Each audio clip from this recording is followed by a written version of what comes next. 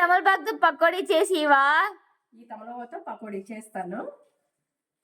వాటికి కావాల్సినవి 1 cup besan powder, శనగపిండి 1 cup, rice flour 2 spoons, big size onion తీసుకొని సన్నగా కట్ చేసుకున్నాను.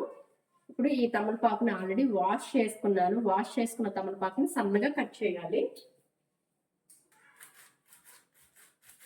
తమలపాకుని ఇలా సన్నగా కట్ చేసుకున్నానండి. సన్నగా కట్ చేసుకున్న తమలపాకుని బౌల్లో తీసుకొని మొత్తం ఈ ఆనియన్స్ కూడా దీంట్లో వేసుకుంటున్నాను. శనగపిండి 1 cup, 2-3 spoons rice flour, turmeric,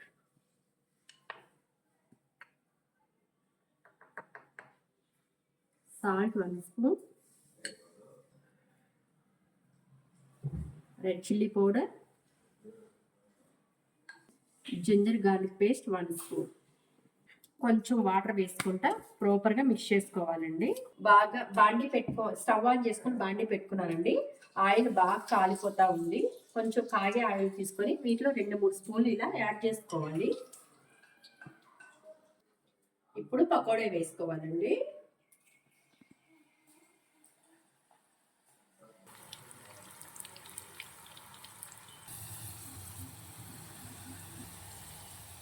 ఎంతో రుచికరమైన తమలపాకు పకోడీ రెడీ అయిపోయిందండి.